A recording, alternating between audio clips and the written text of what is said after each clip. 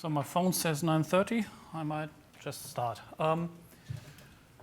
Volker Lendecke, Samba team from Germany, clustered Samba scalability improvements. Who of you has been in my talk last year? Not many. That's good because I recycled some slides just to give you a general overview of what I'm supposed to do, what I'm supposed to talk about here. And first and foremost, this is not a clustered Samba scalability improvement that I've done. It's for local Samba in the first place, but the point is this provides the infrastructure and the basis for actually doing the clustered Samba stuff much, much better than we did before. And if you look at the slides from last year, yes, we need the infrastructure work that I'm going to present here, and now it's really possible to make the cluster fly much better than it did last year. Okay, that's one of the slides that I recycled. The Samba architecture is a bit different from what Windows is, and probably I'm not telling too much news to many of you here in the audience. So Samba, for each client that comes in, forks a new process, which means we don't have direct access to somebody else's variables, tables, file descriptors, and so on. So every client gets its own complete memory space. And if you look at the specification for SMB and FSA, there are a lot of shared tables, like the open file handle table, some client tables, some whatever release table, and so on, that are expected to be accessible for everybody in the system doing SMB for a client. And Samba, because it's multi-process, one process per client, can't use these tables directly. We have to do some shared memory implementation. And this shared memory implementation is called TDB for us. It's essentially a shared memory key value store that over the years was improved a lot. And it started out as pretty simple. We have put a lot of optimizations in there. So right now it's almost as good as having or if you access TDB, I would say it's almost as good as having direct access to some other processes' tables, because we use mutexes and thus we use normal atomic variables to protect the data structures. It's just really fast. And yeah, so it used to be protected by F-control logs, which turned to be out very slow. We turned this to mutexes, and so, as I said, pretty good these days. What it does is, because everything that one SMBD needs to know about another SMBD's state needs to go through this TDB layer, our shared key value store. We have a clean separation. We can't just poke in other clients' data structures. We have to distribute them properly. We have to marshal them into a key value store. And this is really from day one. And so, yeah, we had the chance to actually start clustering SMB. The main point from this slide is the last point here. Why is that? And everybody having implemented SMB knows about share modes. What is that? It's essentially a legacy from old DOS days where there is no such thing as multiple processes on a box, or rather accessing a file. And so every word.exe, every command.com, yes, it was command.com, right? Not cmd.exe, that was later, could reasonably assume that it's the only one accessing that file. And if there's one thing that Microsoft is good at, it's application compatibility back to really, really early days. And so when doing networked and when doing multiprocess, they had to just maintain this illusion by default that any process accessing a file was alone in that file. And this is probably where share modes came from. And this means that every opener can say explicitly with extended calls for applications that are then network aware, not the stupid word from just DOS. Every application that is aware that, yes, somebody else is supposed to also access this file concurrently can say file share read, yes, others can read the file share write, yes, others can write to that file concurrently, or file share delete. And this is a per open thing. And that's the main difference between implementing an SMB server and implementing an NFS server. If you look at the work that you have to do when implementing NFS, that's all just reading metadata. You have to read the inode, you have to maybe do some permission checks, but that's it. You have to create a file handle maybe, but that's it. All you have to do is read from disk, and this can be made to scale very easily. Here, we have an inherent scalability problem because every open needs to look at all the other opens. Is there anybody having that file open in a mode, essentially in a word.com mode, word5.com mode, that assumes nobody else can access this file? And that's, as I said, that's an inherent scalability problem that this talk is about to start solving. Okay, already said a bit about this. Every open call requests access permissions. Of course, it requests just for real file access in terms of ACLs. Am I, as Volker Lendecke, allowed to open this file for writing? And so on. We have 13 bits. And this opening for delete, opening for write, then conflicts with all the other opens that are there that have either allowed or denied me to read or write. And that's a first come, first serve thing. So if anybody comes in who has access permissions from an ACL perspective to write to a file, they also, without any further access, privilege, whatever check, can deny me as a second opener writing that file. And the error message there would be anti-status sharing violation. This, when Excel says somebody else has this file open already, do you want to open it for reading? That's sharing violations. And you need to get that right. Samba stores an array of these, and we still, after my talk, we still store an array of these, but much more efficiently. And yeah, we walk this array whenever somebody opens a file. How do we store this? In Samba, and that's part of the talk that I gave this afternoon, Samba has an RPC implementation. How do I get to RPC now? The point is, remote procedure calls, an important aspect of remote procedure calls is marshalling complex structures to disk to the network. That's a big aspect of RPCs. And we have our IDL compiler, interface definition language, and if all you have is a hammer, the whole world is a nail, so we use this everywhere. And what we do is, and let me show you, that's our 4.10 implementation of what we store in the logging.tdp file. Is that large enough? Okay, larger. This is the definition of what we store on disk per inode.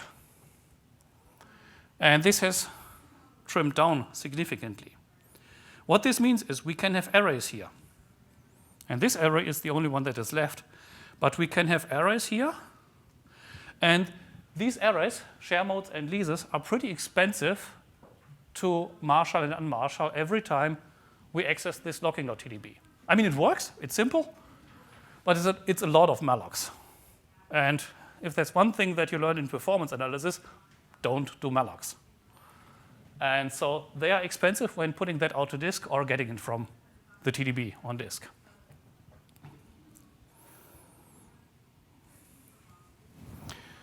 Okay, this array is costly. And if you really, in the test that I'm going to show you in a few minutes, if you performance analyze the SMBD, really trying to do all the opens that it's supposed to do, most of the CPU is spent in marshalling. And this goes so far that we have OEMs that have done their own marshalling routines because our NDR is general, it does RPC, it does it nicely, but it's too slow. And so we have OEMs that do their own marshalling just because of this. And now what I've done in the last like 4 or 5 months is restructure our internal data, our internal code to not access these two guys that I have highlighted here anymore. And that's the biggest part of that exercise. Okay, why do we really have a problem? And what made a very nice OEM made me work on this on paid time. No, I'm not getting any money for this, but it's IBM, and really, I work a lot for IBM, and they really have a problem with clustered scalability. And they really said, okay, Volker, work a few months on this. I'm not done yet, but I'm close, I would say. So, CTDB. I told you that we have this TDB that provides a clean separation between processes on a single node. And because we have this clean separation, it was relatively easy to not only distinguish, to have the separate layer between nodes, between processes, but even between nodes. And all that it takes is somebody just shuffle around these records between nodes, and that's exactly cluster TDB.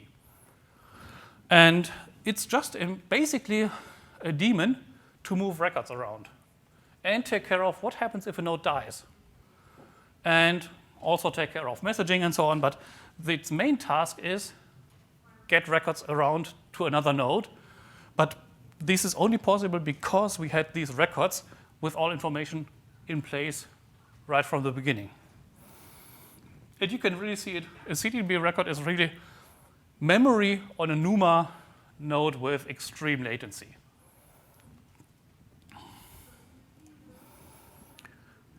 Yeah.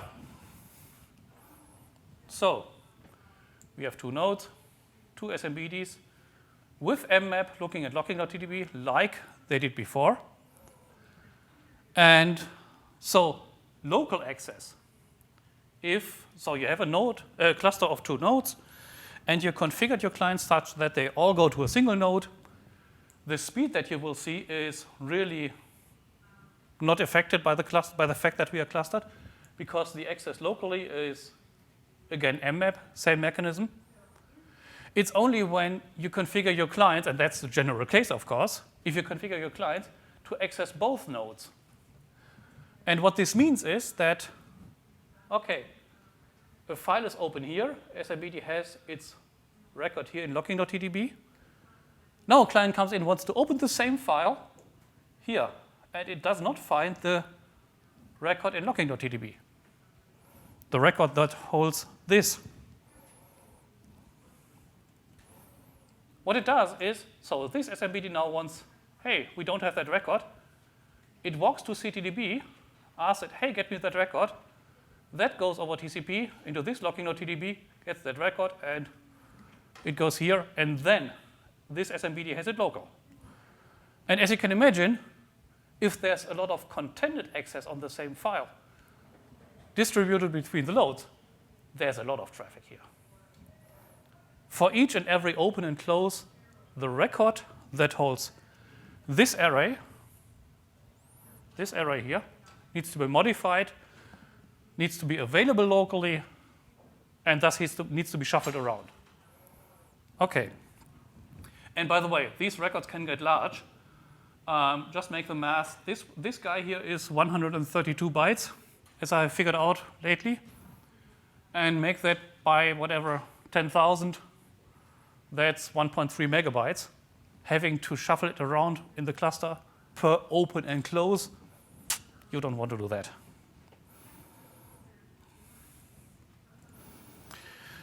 Okay. I've shown you this. This is the cleanup, part of the cleanup data that I've done initially. And that's already in 4.11. So that's shipped. Let's look at the 4.11 definition of this thing. If you look down there, open files in 4.11. Let's compare this. hey, the leases array is gone. This guy here is gone. Share modes, no leases array anymore. We have to store this information somewhere.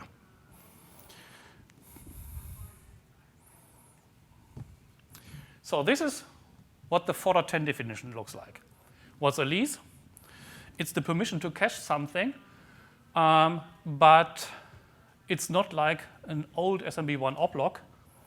You can have, so what's this picture saying? These are the share mode entries that say, okay, the open that came in first, E0, has share, file share, delete file share, write file share, everything. So this is a representation of the open handle. And we have many of those, up to whatever, few thousand. And it also connects to a lease. And these leases here are down here. They are indexed essentially in a separate array, and they correspond to, just the permission to cache data in certain ways. And if you look at the 4.10 implementation, we have this array of leases in here. And if we look at the share mode entry definition, we have this guy here. So this is the share mode entry, and here we have the file share, read file share, write file share, something. And there's a lease index here that points into the array of the same record. And if we open and close, this whole thing overall is shipped across the network with CTDB or with between different processes on a local machine. Okay, this one goes here. They share a lease, and so on. You get the idea. In 4.11, things have changed because we have another little database. When do we create databases? We don't create them just because it's so nice.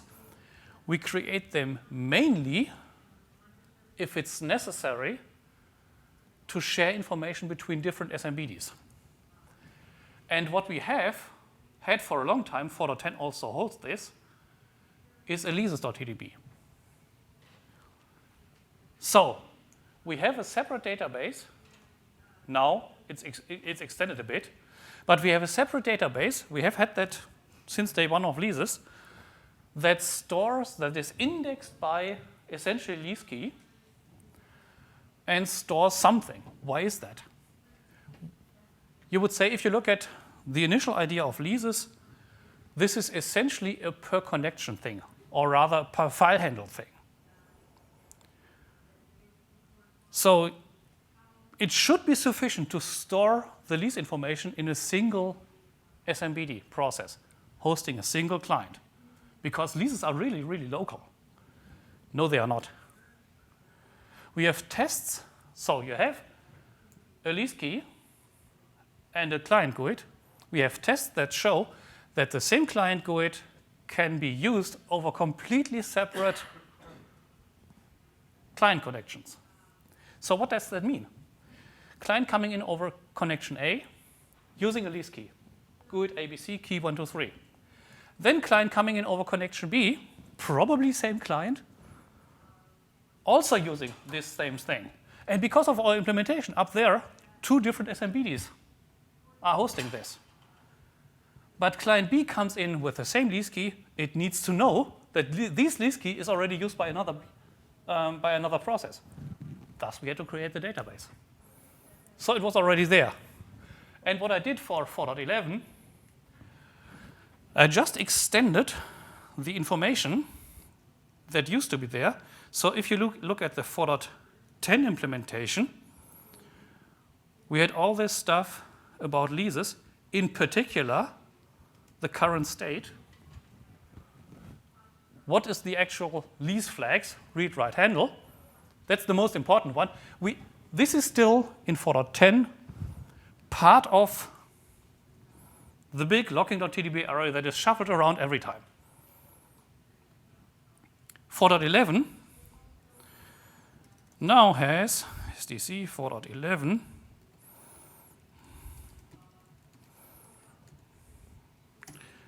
I'm not opening this for 4.10, but the point is this current state thingy went into a different IDL file, which means into a different database. So that is the representation here of, yes, we have lost the array of leases from the ShareMode data, and we have moved the relevant information into a separate database, which means making the scalability stuff much easier. Okay, that's 4.11. It's released. Groundwork. Okay, next thing I had to get out of the way is some locking order inversions. Also to do with leases. So, what do you do if you have a read lease? And if write comes in over any SMBD connection? So, process A has handed out a read lease. Process B writes to the file. Asynchronously, this read lease needs to be broken. Looking at the architecture again, every write request must query, are there read leases around that I potentially have to break? What you do not want to do is, where did we store those read leases? In this huge 1 megabyte locking.tdb entry. You do not want to look at that for every write. That would entirely wipe out your performance. What we did, we look at the database that we anyway have to look at for mandatory locking. SMB, read and write, is mandatory. It is contrary what POSIX does, actually being blocked by another client having a byte range lock on a byte range of a file. And so we have to look at our byte range lock database anyway. And so we put the number of read leases, which is a per file thing, into whatever a database that really where it doesn't belong. And so that holds the number of read leases.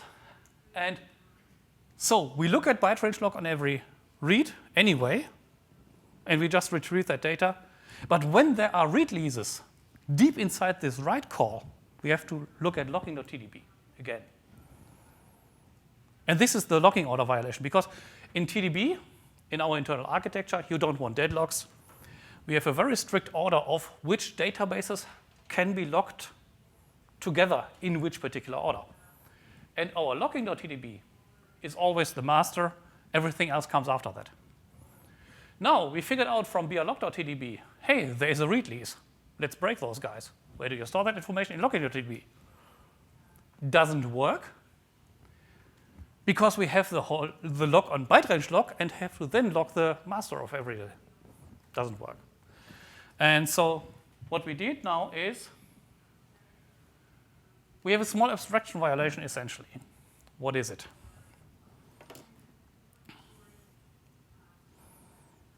It's essentially an invention by Jeremy.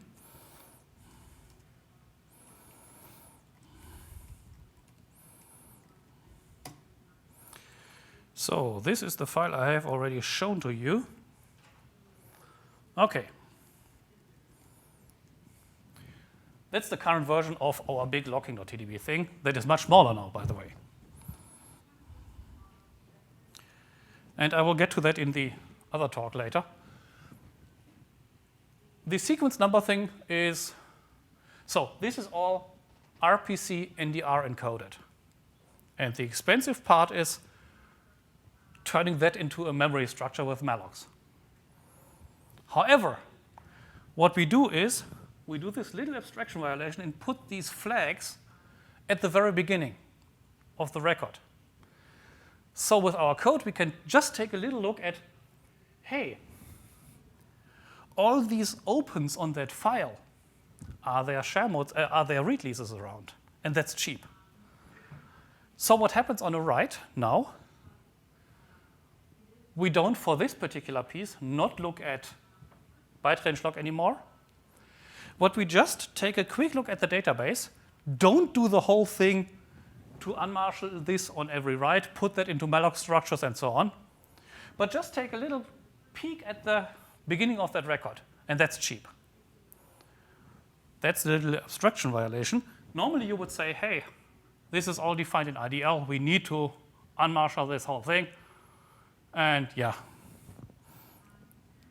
Okay. Log.ddb starts with the flags field about read lease presence. And when you look at my slides from last year, I was talking quite a bit about lazy update of stuff. So you want to write only to shared data structures. You only want to write if it's really, really necessary. And this is what I do with this flag. The only thing that's relevant here is, are there read leases around? So whenever I open a file with a read lease, I don't write an oblog, I set this flag. If I close the file having the read lease, I do not reset the flag because somebody else in the list could also have done this. When do I reset the flag?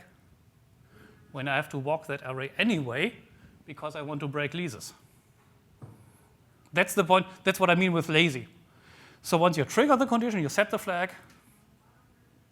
When this condition that triggered this setting goes away, you don't update this again, but only when really, really necessary, when you have to do that work anyway for other reasons.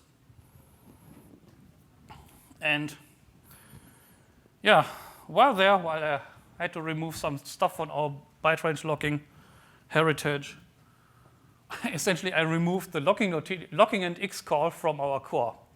So that's really a side aspect, not related to this talk, but who of you has implemented SMB1? Okay. There's a core called locking and X, and that's really the mother of all nightmares. I mean, really. If you want to implement it exactly the way that Windows does it, if you do the timeouts correctly, if you do the queuing correctly, and so on, it's really a nightmare. And most of this implementation was done in our core byte range locking code.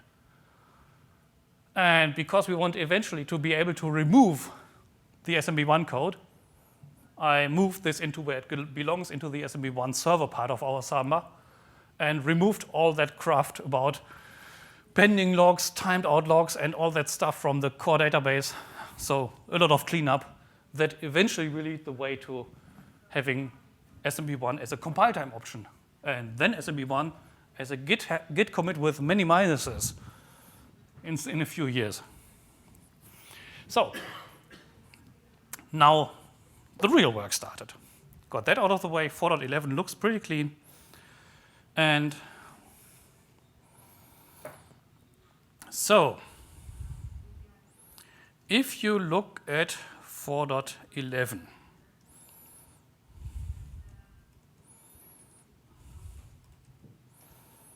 open files.idl. So this is the array that gets large, that causes us trouble, that gives us a megabyte of data to shove around. If you now do a search on share modes, oops,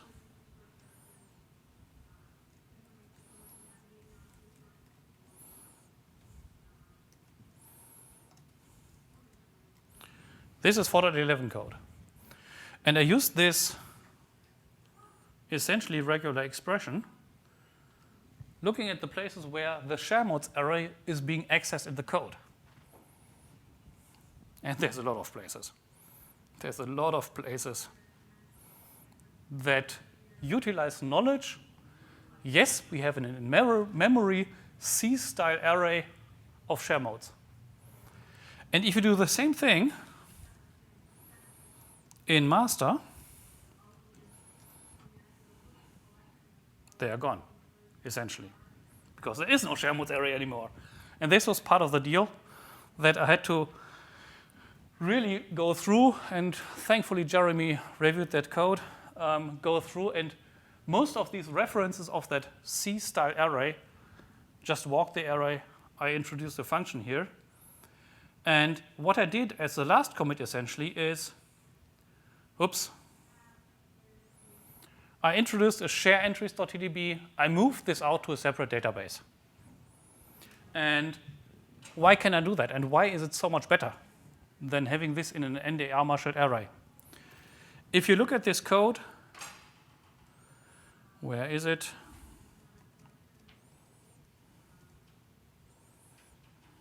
Here, this guy here. I have to make it a bit smaller so that I can show all of it. So we have an array of thousands of these guys here. Share mode entry, holding data, passed into memory, copied somewhere. Each of these here had to be by a little endian, big endian converted. The way I do it now is I looked at it and said, okay, this is fixed size. As I said, 132 bytes. And what I did for Samba, I utilized the fact that it's fixed size and just made an array of these 132-byte structures in one big record. Second step, I sorted them. So whenever we need to add something, whenever we needed to remove something, I mean, it's binary search. Essentially, it's bubble sort or whatever, how you call it. It's bad. But really, removing an array entry and adding it doesn't walk the whole array anymore. It just goes from O to the order of n to O to the order of log n. And you will see the effect later. At this point, however, opening a file, when going very, very far back in the talk, I said we have to look at all other openers. Is there anybody having denied us file share read? After this conversion, we still had O to the order of n when opening a file, because I had to look at all of them. So this is avoided now. How did we do that?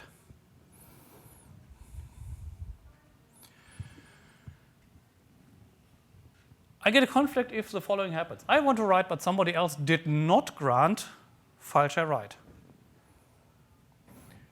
I don't want to grant others file share write, but somebody else already writes. Same for read and delete.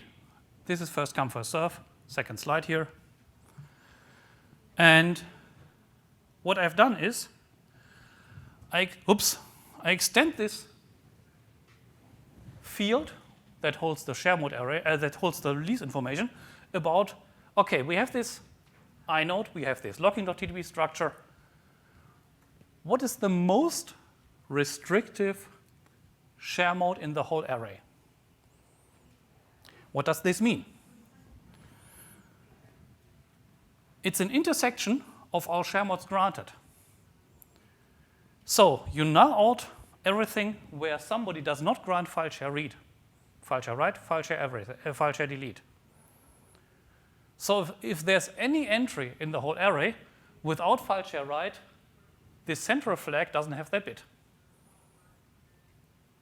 It's the union, the bitwise union of all access granted.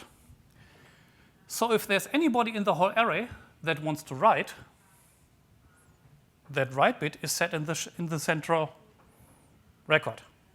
And the way open now works is when somebody comes in, says, I want to write, we just look at the central record, at the central bits that say, hey, is there anybody around not having granted file share write? If so, then we walk the whole array, and that's the lazy update part. Is that still the truth, that there is somebody not having granted file share write? Then we update the thing. We will recalculate the truth. And now for the numbers. So, what do we have here?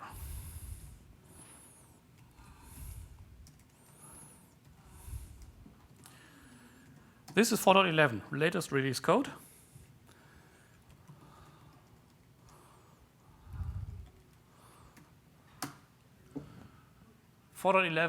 Samba running. And this SMB torture test opens 5,000 handles on the share root, something that is very common if you look at what clients do.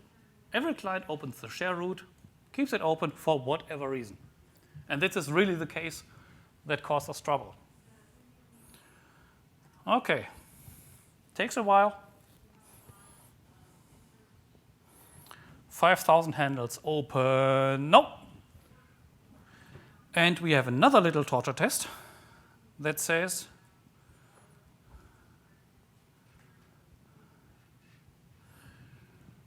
raw bench open. Sorry, you can't read that at the end, but it says raw bench dash open. What it does, it opens 4 connections and just does open, close, open, close, open, close on the share root, having these 5,000 entries open. And if you look back to the first slides, that involves 5,000 times 132 bytes being unmarshaled, marshaled again, and so on. Okay. I want to show you a bit something. Top. I disconnect this 5,000 entry thingy here. And SMBD is really busy tearing those down again. Until it's gone, it takes a bit. Not good. Not good at all. Okay. Now let's start the master SMBD that has all the shiny new code. Let's open those 5,000. And if you remember, that took a while, a bit longer to initially start. And now we get the number that was announced. Same thing, raw bench open.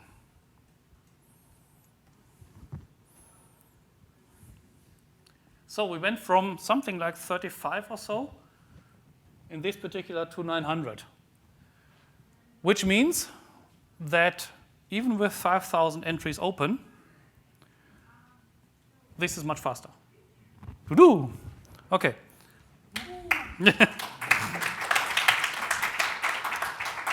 Okay. There's, of course, work left. What are our next steps? And I don't have slides for this. What are our next steps? So now we have this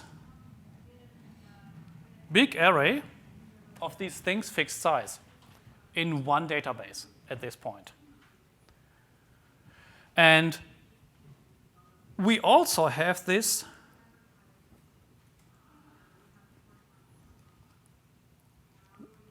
share mode data with the flags up there. Here, this one. And this is what I called in the last year, I called the super share mode. So we have this summary flags. No, this is wrong. That's the wrong file. You get the idea. That's 4.11. So we have these share mode flags holding the summary of the share modes that are gone in master here. That's gone.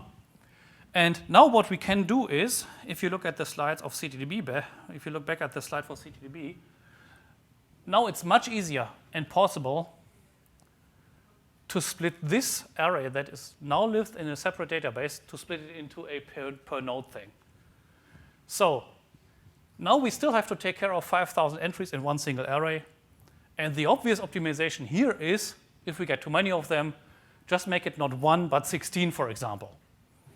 If it drops below some threshold again, coalesce them again, put them together. And so but that's now really basic, whatever, computer science 101 data structure optimization that is now possible. And the optimization that we are about to do is make this array, turn this into an array that holds the records locally on one node holds the records locally on the other node that are responsible. Yeah, I'm done embedded, by the way.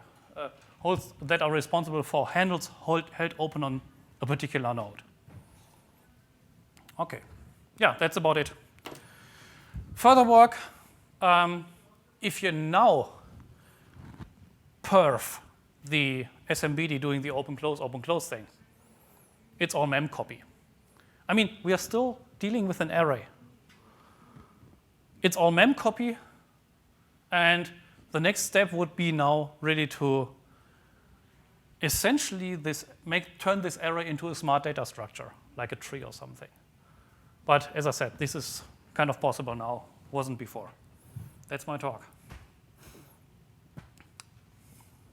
I'm finished a bit early. Yeah, questions? Oops. Questions? So I don't know much about Samba or SMB. Yeah. So this is an obvious question. So this is all happening on the client host. No, this is all happening on the server side. It is happening on the server side. Yes. Okay, that makes sense. Yeah. I was surprised that this was happening on No, the question was, does this happen on the client? I mean, the client just opens a file, and we, as a server, have to maintain all the data structures to get this locking and share modes correct. Right. And I mean, this might be, for non-Samba implementers, might be entirely obvious what we do, but it's really born out of the fact that we are multiprocess, and by the way, this multiprocess thingy that we have, this particular aspect is a downside of that architecture. It's not easy to make this share mode array a tree if you're multiprocess. The upside is we can do clustering, and if this is a home directory workload where everybody is working on their own files, we scale a lot better because we are independent and we can benefit from the MMU of the host. If one SMBD crashes, we have cleanup code. And if a multi-threaded process crashes, everybody is dead. And for us, it's only, yes, you can crash your own SMBD, the others are unaffected. So we benefited in the past a lot. This is the one aspect where we really suffer from the multiprocess architecture. We have to move data between the processes because we have multiple processes, and that's much more expensive than you are in a multi-threaded environment where everybody can just poke into the data structures. Jeremy. Have you benchmarked the reduction in traffic in the CTDB case? Question was, have I benchmarked the reduction in the CTDB traffic? No, not yet, because there is, at this point, no reduction in CTDB traffic. Because the way it's implemented now, it's a single array for everybody. This optimization that we have arrays that are kept local on each of the nodes, it's coming. But this is now possible. That wasn't possible as easily last year. Yeah, the one in the back was. Yeah, the example what you showed is the 2 nodes on the CTD, right? Yes. So if you have a lot of nodes, how is the interaction scalable? Without DB being synced instead of syncing to the CTD, daemon.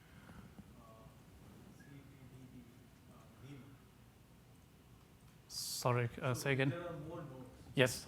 So how is it scalable with respect to this implementation? So the question was, I have the example 2 nodes. How do we scale? We have running in production 16 nodes. If you really want to go to thousands of nodes, CTDB is not for you at this point. We would like to get there, and maybe Ronnie comes back at some point. CTDB was one of his areas of work. So if you really want to scale to thousands of nodes, the architecture of CTDB is not really made for this. However, it's the individual per record thing. That engine, that is not really limited by scalability. What limits the scalability is much more what happens if a node comes and goes away. And the way CTDB is written right now, this is an expensive operation. And so if you are 2 nodes, 4 nodes, or whatever, the 8-node cluster, the assumption is that these are pretty stable. If you have 10,000 nodes, the assumption is that all the time some nodes go down and up. And this is not what CTDB is made for. Yeah, there was a question here. Is there a performance comparison compared to NFS? The question was, is there a performance comparison compared to NFS? Not that I know of. I mean, we have benchmarking SMB or file services is a black art. And I mean, I remember like from 15 years ago at the storage developer, we want these standard industry standard benchmark for SMB and NFS. Nobody has really done benchmarks standard. My assumption is, so Samba, if you look at it in particular on a clustered file system, for really metadata heavy traffic, Samba is probably quite significantly slower just because of all this. And because when creating a file, we have to do much more SMB semantic style, meaning that we have to do ACL inheritance, we have to do all this share mode stuff, we have to do attributes. For NFS, so we live on a POSIX-like file system, which from a semantic perspective is much closer to NFS. And if an NFS client wants to create a file, the file system does all the stuff for the NFS server. And we have to do a lot on top. We don't have NTFS below. And this, for meta, if you just look data traffic, pure data traffic, large files like Hyper-V style or database or backup, whatever, we can saturate any network easily. That is not the problem. It's the metadata that kills you. Related to that question, perhaps a more interesting question would be, how does it compare to Windows Server? Question is, how does it compare to Windows Server? To be honest, I don't really know. On the other hand, a Windows Server typically is not clustered in the way that we are. And as I said, we have a semantic gap between what SMB requires and what we can rely on from the operating system. NTFS, or the Windows Server has the advantage it has NTFS below, which is really highly optimized also locally with all the SMB semantics, case insensitivity, ACLs, all of the sharebot stuff. That's all really probably assembler code somewhere deeply embedded. We don't have this. For metadata, as I said, I would expect us to be slower in general. But I mean, if you want to implement it faster, if you look at how Samba is implemented, if you look at source 3, include vfs.h, it's create file fn. That's the one. So, what is this? It is a modular interface that Samba implements for opening a file. And behind this callback function here, all the ugliness, I would call it ugliness, others see it differently, of course, all the ugliness of the SMB semantics are hidden. As I said, this is a modular interface, and this create file function was put into this modular interface by Icylon. Because Icylon has a file system that does more than POSIX. All the share modes are done by Icylon's file system, the 1FS. So they cut Samba in half, took the SMB parsing layer. They said, hey, we know how to do share modes better than you do, much faster. And it worked for them.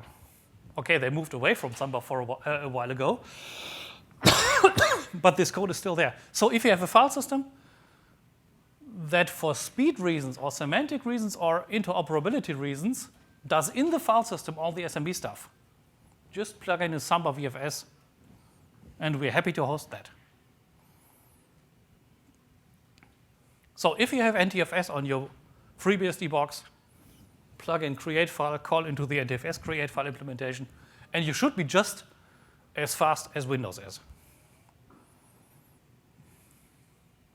Any other questions? Yes?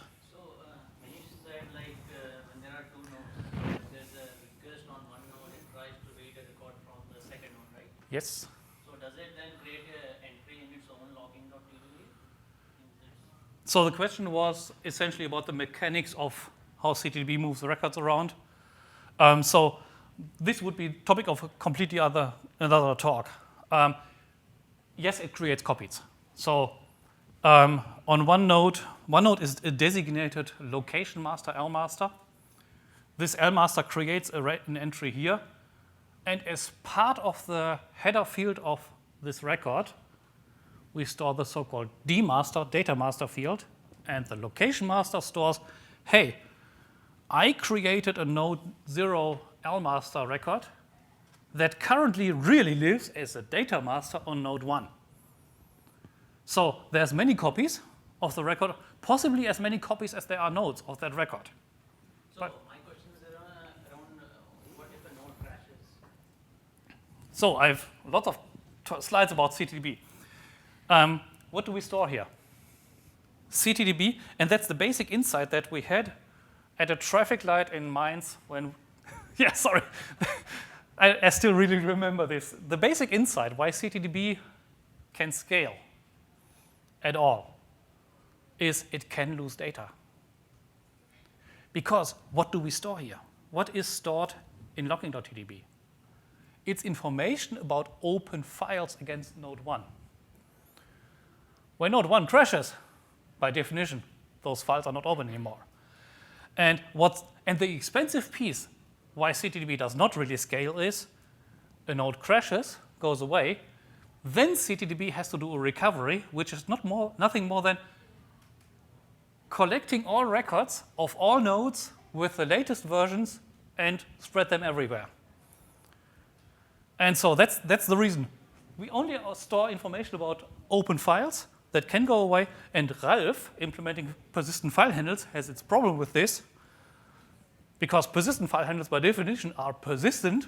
They need to survive crashes. So we have to do something about this. But the basic assumption is we can lose data.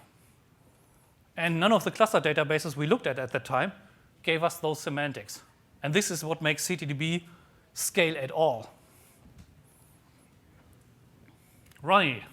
I think you can describe it as to be fast, you don't have,